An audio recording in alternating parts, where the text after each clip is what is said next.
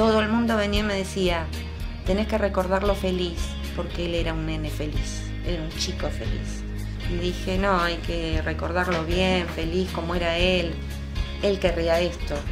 Entré también en el pensar de que, viste, como, ¿por qué a mí? ¿Por qué a nosotros nos pasó esto? ¿Y por qué no? Estamos dentro de la bolsa. Y si tenía que pasar era porque le había llegado su momento. De hecho, yo tengo acá su frase. ¿Cuál es? Preferible arder en llamas que extinguirse lentamente. Que es como vivió él. Él vivió a full. Él vivió como que inconscientemente él sabía de que su vida iba a ser muy corta.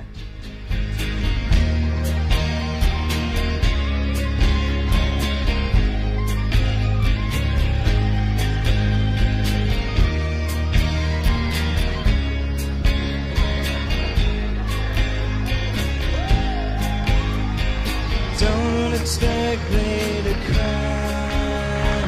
Don't expect me to lie.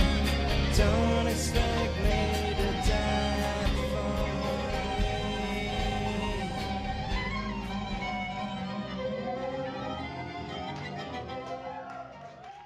Cuando llegamos al 9º Festival Internacional de Circo Hazme Reír, nos encontramos con un sinfín de momentos de magia y alegría.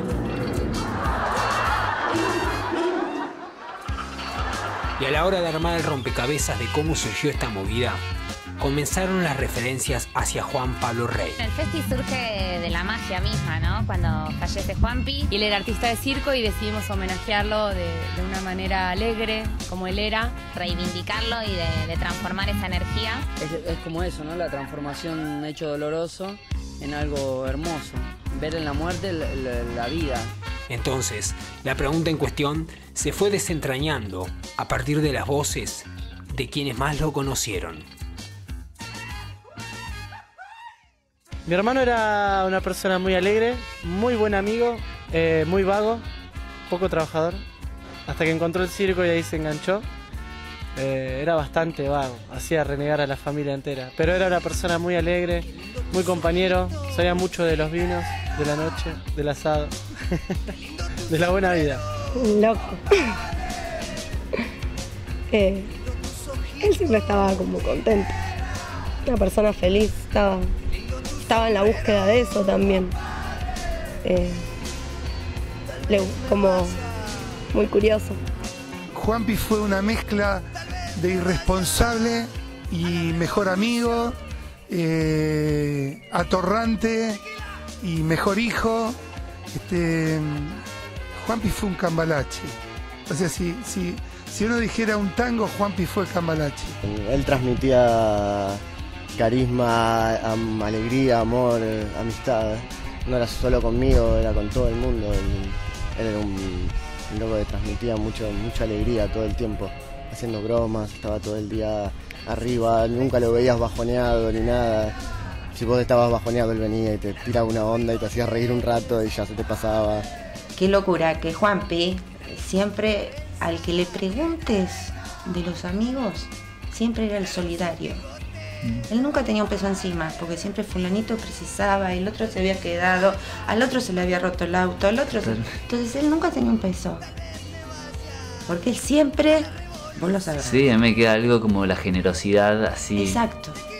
O sea, sin darnos cuenta, vos fijate cómo transfirió un poco eso. Con el ejemplo. Con el ejemplo.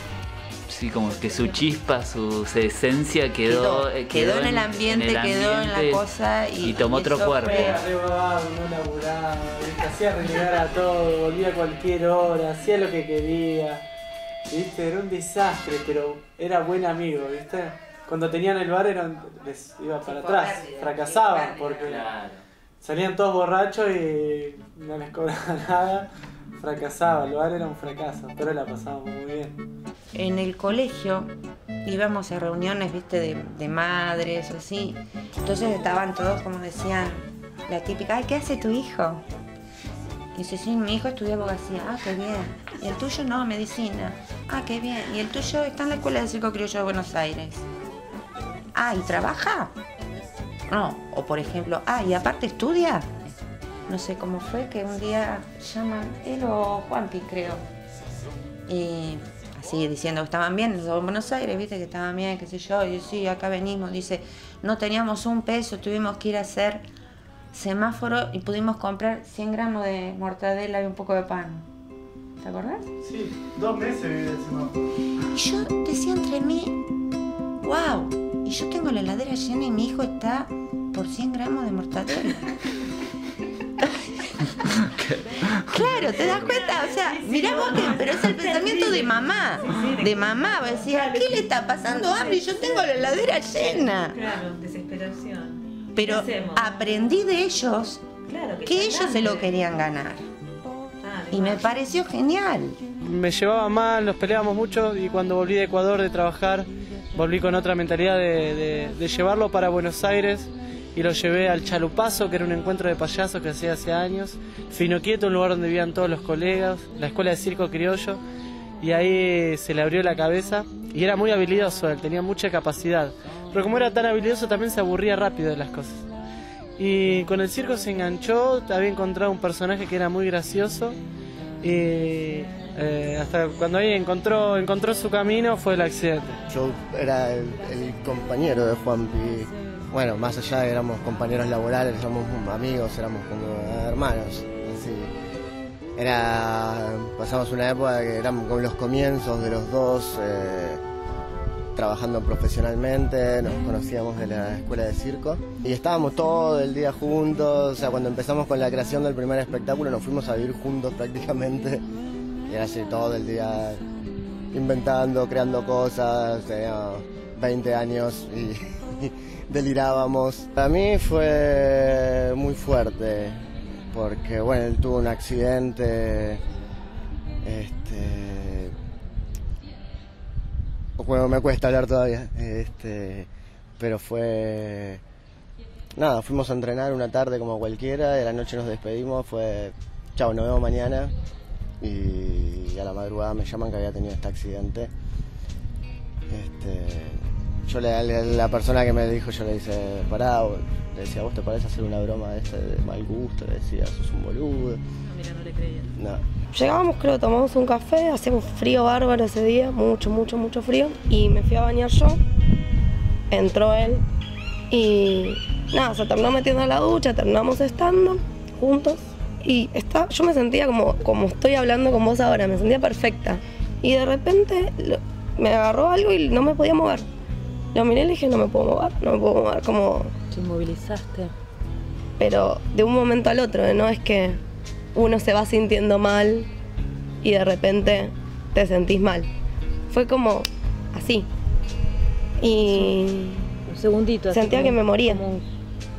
Y nada, me llevaron a la clínica. Hicieron 800 estudios. Y yo no entendía qué había pasado después en la clínica, que estuve internado un tiempo, para unos días.